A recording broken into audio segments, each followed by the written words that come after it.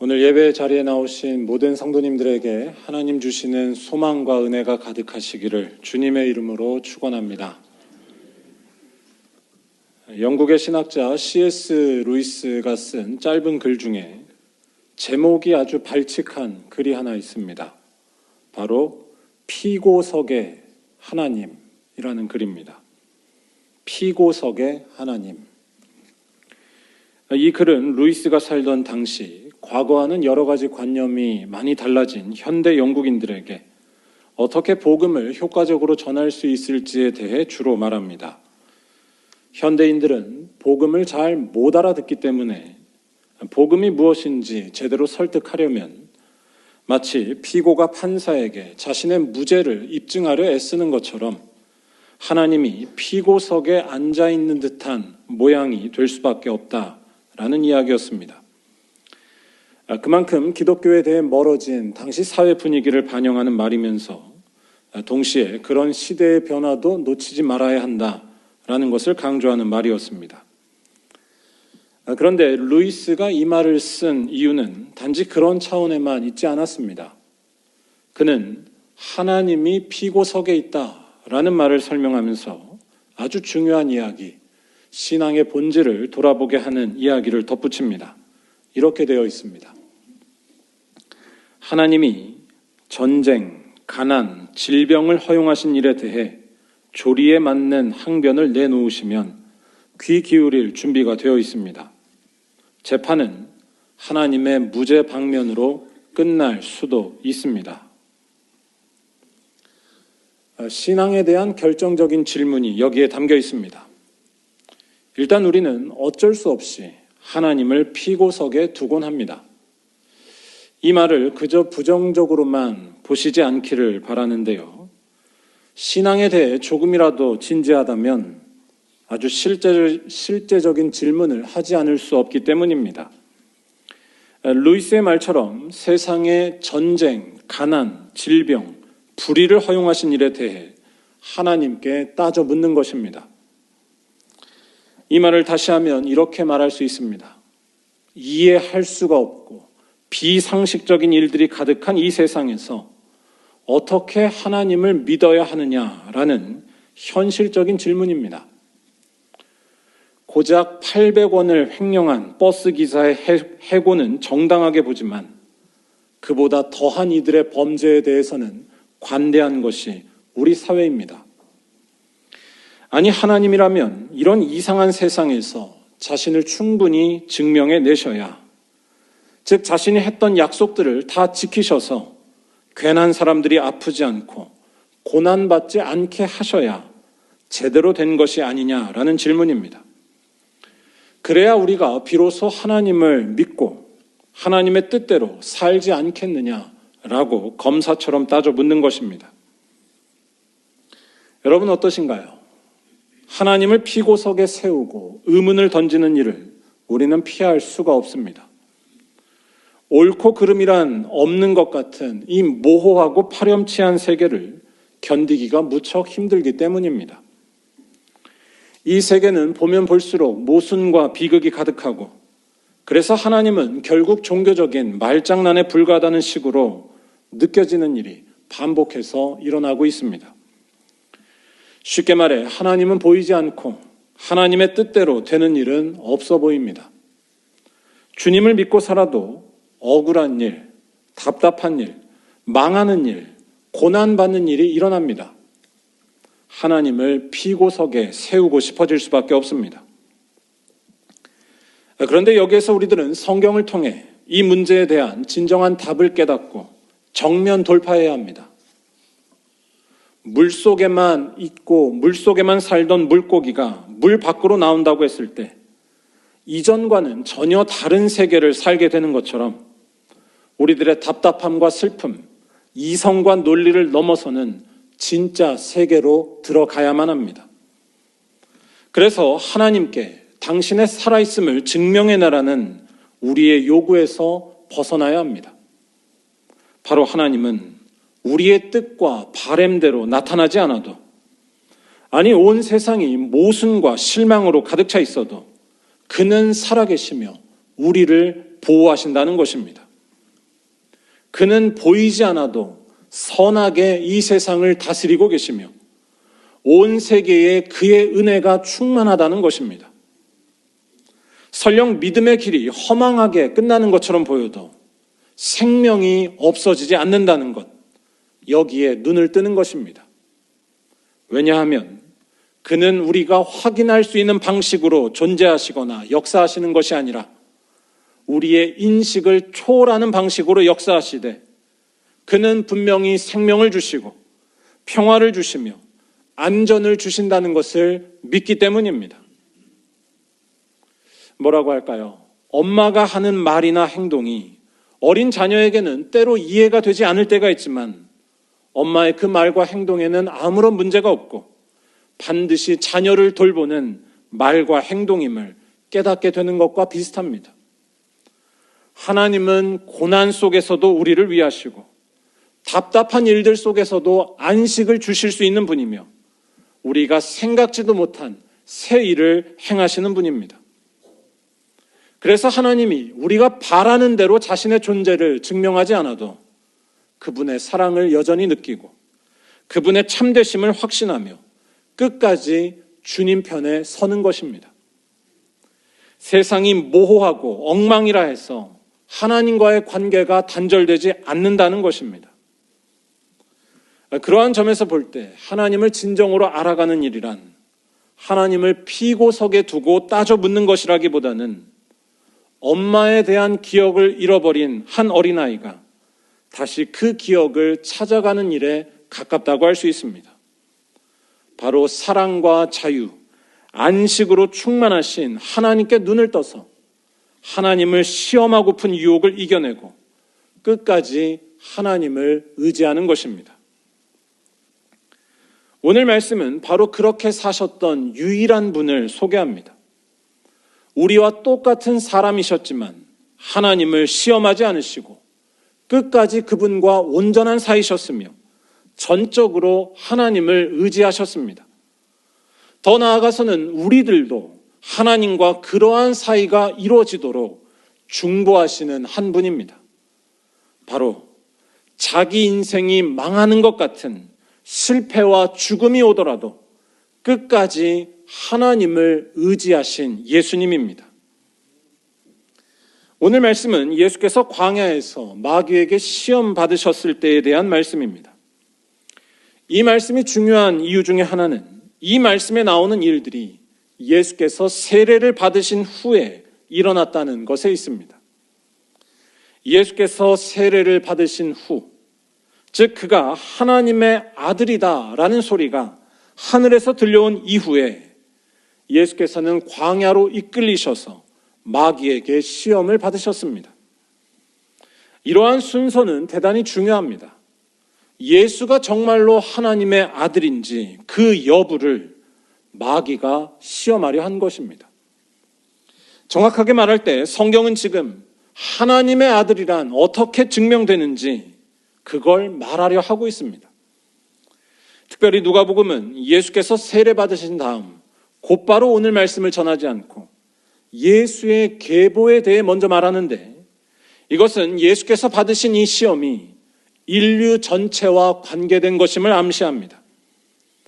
누가복음 3장 23절에서부터 나오는 예수의 계보에서 예수께서는 온 인류의 조상 아담에까지 연결됩니다. 다시 말해 예수는 지금 온 인류를 구원해야 할 사명을 가진 하나님의 아들로서 시험을 받고 계셨던 것입니다. 하나님의 아들로서 온 인류를 구원하는 그 사명을 과연 어떻게 이룰 것인지 거기에 대해 따지고 증명하고 나타내 보이는 시험장으로 끌려온 것입니다. 일단 마귀는 이 문제를 두고서 마치 똑똑한 검사나 면접관처럼 예수를 시험합니다. 떡을 만들어낼 수 있는 것에 대한 문제, 모든 권력을 가질 수 있는 것에 대한 문제 등등을 내며 시험합니다. 오늘 말씀은 그 중에 맨 마지막 시험에 대한 말씀입니다. 이 마지막 시험은 앞에 두 시험과 그 내용은 달라 보이지만 사실 모두를 아우르는 가장 핵심적인 시험이라 말할 수 있습니다. 하나님의 아들이라고 할 때 가장 중요한 것에 대해 묻고 있기 때문입니다. 바로 하나님의 아들이라면 하나님의 보호하심이, 하나님의 강한 능력이 눈앞에서 보여지고 나타나야 한다는 것입니다. 그게 조건이라는 것입니다. 앞서 나왔던 떡이나 권력에 대한 시험은 다 이런 시험의 하나였었습니다. 하나님의 아들이라면 하나님의 능력으로 떡도 만들어내고 하나님의 능력으로 세상의 권력도 가져야 한다는 것입니다. 그러한 질문을 가장 결정적으로 하는 것이 마귀의 이 마지막 시험 9절이었습니다. 예수를 예루살렘 성전 높은 꼭대기에 세운 뒤 내가 만일 하나님의 아들이거든 여기서 뛰어내리라 라고 명한 것이었습니다. 왜냐하면 10절과 11절 말씀에 하나님이 너를 위하여 그 사자들을 명하사 지키게 하실 것이고 그 사자들이 손으로 너를 받들어 발이 돌에 부딪히지 않게 하실 것이기 때문입니다. 기적적으로 그런 일이 일어나서 하나님의 약속이 눈앞에 드러날 때에, 즉 위험 속에서도 죽지 않고 안전하며 무조건 건강하고 슈퍼맨이 될 때에, 그때 너가 하나님의 아들이고 또한 너가 붙드는 하나님이 진짜가 아니겠냐는 것입니다. 특히 마귀가 예수께 이러한 도전을 하면서 성경을 인용했다는 사실은 대단히 놀랍습니다. 아무리 성경을 많이 알아도 정확히 아는 것이 중요함을 새삼 느낄 수 있는데요. 마귀는 성경을 인용하면서 우리가 쉽게 동의할 만한 이야기를 던집니다. 내가 만일 하나님의 아들이면 여기서 뛰어내려도 아무런 문제가 없어야 하는데 그게 바로 성경에 나와 있는 약속이라는 것입니다. 마귀가 인용했던 10절에 나오는 말씀은 시편 91편 11절을 인용한 것이고 11절에 나오는 말씀은 신명기 6장 11절을 인용한 것입니다. 하나님의 아들은 성경의 약속이 있기 때문에, 하나님께서 지키신다는 그 약속이 있기 때문에 고난과 죽음이 없어야 하고 머리 아픈 일과 스트레스가 없어야 한다는 것입니다. 하나님의 아들은 천사가 옆에서 지켜주며 하는 일마다 잘 되며 고난과 아픔이 다 도망가야 한다는 것입니다. 마귀의 이러한 이야기는 대단히 설득력 있습니다. 단지 성경을 인용했기 때문에 설득력 있는 것을 넘어서서 우리 모두가 그렇게 믿으려 할 때가 많기 때문입니다. 아니, 마귀가 성경을 인용한 것은 우리들의 무의식적인 그러한 믿음이 성경적이고 틀리지 않은 것처럼 뒷받침하려는 의도라 할 수 있습니다. 하나님은 자신의 아들, 자신의 백성을 그렇게 지키시겠다고 약속하지 않았냐라는 것입니다. 그리고 그러한 능력이 있는, 그러한 능력을 보이는 하나님의 아들이어야 온 인류를 평안케 할 수 있고 세상을 바꿀 수 있지 않겠느냐라는 것입니다. 그런데 마귀의 이러한 주장과 도전은 결정적인 문제를 야기시키려는 간교한 목적이 있다고 할 수 있습니다. 마귀의 주장은 결국 하나님과의 관계를 파탄시키려는 의도가 담겨 있기 때문입니다. 만약에 하나님의 아들에게 그러한 기적과 능력이 나타나지 않는다면, 즉 하나님이 자신이 한 약속을 눈앞에서 지키지 않고 하나님의 아들이 고난과 죽음을 당한다면 그 하나님은 거짓되고 믿을 수 없는 분이라는 것입니다. 그런 상황이 된다면 하나님을 믿지 말고 나 자신을 믿으며 권력과 재물을 믿는 것이 낫다는 것입니다. 그러면 차라리 속 편하고 헛된 기대도 갖지 않고 적당하게 지낼 수 있다는 것입니다. 그게 그나마 나를 위한 길이고 나를 지키는 방법이라는 것입니다. 하나님은 사실 거짓말쟁이였고 그의 약속은 그저 종교적인 언어에 불과했던 것처럼 보이기 때문입니다. 다시 말해 하나님과의 관계 자체가 사라지게 하는 것, 이것이 마귀의 궁극적인 노림수였습니다. 이러한 말을 추상적으로만 보시면 곤란합니다. 이 말은 아주 실제적입니다. 예를 들어 여러분들은 정말로 여러분 자신이 사랑받는 존재라는 것을 언제나 느끼고 계신가요? 그 이유가 무엇인가요? 마귀가 말했던 것처럼 천사가 여러분 옆에 와서 받쳐주기 때문인가요? 아니면 전혀 다른 이유 때문인가요? 아까 서두에 세상이 참 모호하고 모순된다고 말씀을 드렸는데 이 세상을 잘 보면 하나님은 없는 것처럼 느껴질 때가 참 많습니다. 때때로 그의 약속은 헛돼 보입니다. 정의를 찾을 수가 없고 주님을 믿으며 사는 것이 어리석어 보입니다. 들키지만 않으면 되기 때문입니다. 아무리 법을 어기고 권력을 사유화해도 요리조리 머리 좋게 빠져나가면 그만입니다. 하나님은 계시지 않는 것 같고 그는 우리들에게 신실하지 않아 보입니다. 예수께서도 이러한 도전을 받으셨습니다. 특히 9절에서 마귀가 그를 예루살렘 성전 꼭대기로 끌고 가서 이러한 도전을 했다는 것은 마귀의 이 질문이 예수께서 예루살렘에서 맞이하실 일, 곧 십자가 사건을 염두한 것임을 드러냅니다. 신실한 하나님의 아들이 십자가에서 곧 죽게 될 상황인데 아무런 일이 일어나지 않는다면 그게 말이 되냐는 것입니다. 그런 하나님은 없다는 것입니다. 그런 하나님은 너를 사랑하지 않는 것이고 그래서 그를 버리라는 것입니다. 차라리 모든 것을 안락하고 편안하게 해줄 것 같은 나 마귀를 손에 잡히는 권력과 떡을 찾으라는 것입니다. 십자가는 논리에 맞지 않는 어리석은 것이고 망한 인생을 나타내는 수치스러움에 불과하다는 것입니다. 그저 종교적으로 여기라는 것입니다.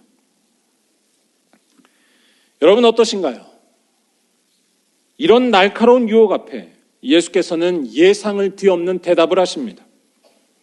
그는 진정 하나님의 아들이심을 스스로 보이십니다. 그 방법은 마귀가 말한 것처럼 엄청난 권력과 안락함과 영광을 가지고 하신 것이 아니었습니다. 예수께서는 성전 꼭대기에서 떨어져도 천사들이 받쳐줄 것이기 때문에 하나님을 믿을 수 있고 또한 자신이 하나님의 아들이라고 말씀하지 않으셨습니다. 하나님의 약속 이행을 전제로 하나님을 믿으라는 마귀의 이 유혹에 예수께서는 꿈쩍하지 않으셨습니다. 그는 진정 하나님의 아들이셨습니다. 왜냐하면 그는 자신에게 아무런 영광이나 보호, 권력이나 기적, 안락함이 없어도 하나님을 아버지라 부르면서 하나님을 의지하셨기 때문입니다. 그에게 하나님은 높은 곳에서 뛰어내릴 때 보호해 주셔서 하나님이신 것이 아니었습니다. 하나님께는 절망과 죽음 속에서도 생명의 빛이 있으며 두려움과 불안 중에도 안식의 능력이 있으며 우리를 살리시는 참된 소망이 있기 때문에 그가 하나님이셨습니다. 바꿔 말해 예수께서는 십자가로 가더라도 하나님을 의지하셨고 하나님을 신실하신 분으로 끝까지 믿으셨던 진짜 하나님의 아들이었습니다. 아니 그는 하나님의 계획이 기적적으로 죽음에서 벗어나는 일에 있는 것이 아니라 오히려 죽음을 통해 이루어짐을 믿으셨습니다. 무슨 말씀이냐면 예수께 중요했던 것은 자기의 뜻대로 성공과 기적, 건강을 이루는 것이 아니라 죽기까지 하나님과 하나 되는 것, 죽기까지 하나님께 순종하는 것이었습니다. 그래서 예수께서는 하나님을 향해 어떤 기적을 요구하면서 당신의 살아있음을 증명해 보라고 외치지 않으셨고 하나님을 시험하고픈 유혹에서 벗어나셨습니다. 하나님이 생명이라는 것을 믿은 것이고 실패의 십자가라 하더라도 그분께 순종하는 것만이 해야 할 일이며 거기에 영원함이 있음을, 구원이 있음을 아신 것이었습니다. 그것을 말하는 것이 예수께서 마귀를 물리치신 12절의 말씀입니다. 우리 이 말씀을 다 함께 한번 읽어보겠습니다. 예수께서 대답하여 이르시되 주 너의 하나님을 시험하지 말라 하였느니라. 아멘. 사랑하는 여러분, 예수께서 십자가의 길을 두려움 속에서도 걸어가신 사순절이 시작됐습니다. 이 사순절을 마치 안락한 영화관에서 감동적인 영화를 관람하는 구경꾼처럼 보내지 마시고 구원의 길을 정면으로 응시하시고 그 길을 걸어가신 예수를 바라보는 가운데 그와 함께 다시 살아나는 믿음의 훈련 시간으로 보내시기를 바랍니다.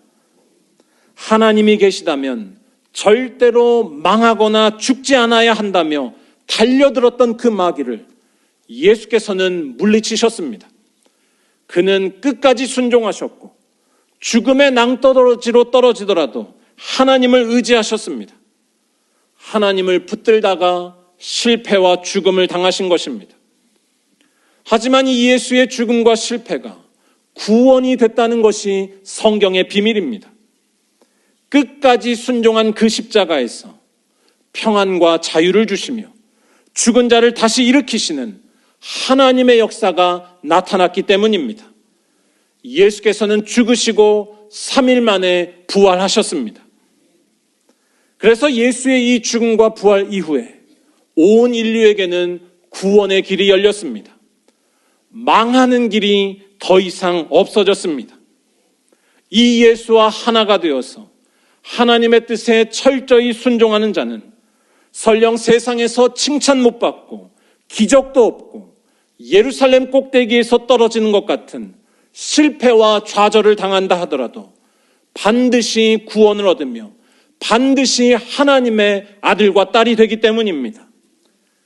이 믿음을 가지고 이번 사순절 하나님을 시험하는 마귀의 길이 아니라 하나님을 끝까지 사랑하고 순종하는 예수의 길, 생명의 길, 좁은 길을 택하시기 바랍니다.